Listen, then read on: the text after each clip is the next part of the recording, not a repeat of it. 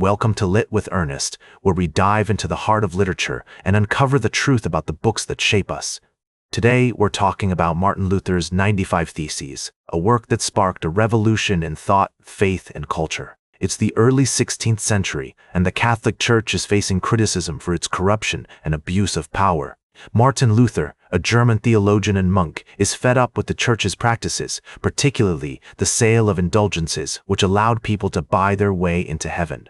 On October 31st, 1517, Luther nails his 95 Theses to the door of the Castle Church in Wittenberg, Germany, challenging the Church's authority and sparking the Protestant Reformation. Luther's work is rooted in the tradition of Christian theology, drawing on the writings of Augustine, Aquinas, and other influential thinkers.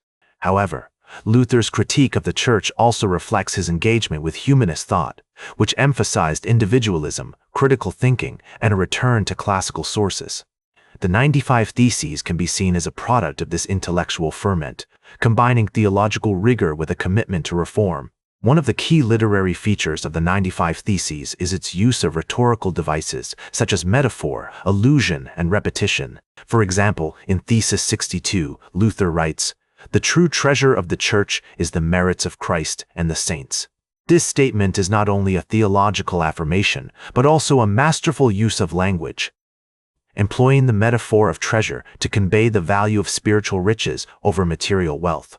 Luther's prose is characterized by its clarity, simplicity, and directness. He avoids complex Latin phrases and instead uses vernacular German, making his ideas accessible to a broader audience.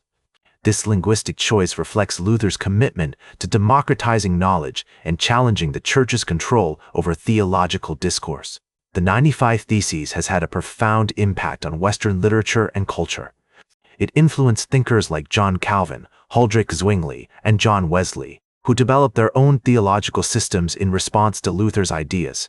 The Protestant Reformation, sparked by the 95 Theses, shaped the development of modern nation-states, the scientific revolution, and even the Enlightenment. In literature, the influence of the 95 Theses can be seen in works like Shakespeare's Hamlet and Macbeth, which explore themes of power, corruption, and redemption. Even modern authors like Albert Camus and Martin Heidegger have grappled with the existential implications of Luther's ideas, questioning the nature of faith, doubt, and human existence. For instance, in Hamlet, Shakespeare's protagonist is torn between his desire for revenge and his moral obligations, echoing Luther's own struggles with the Church's teachings. Similarly, in Macbeth, the titular character's descent into tyranny and madness can be seen as a cautionary tale about the dangers of unchecked power, a theme that Luther addressed in his critique of the Church.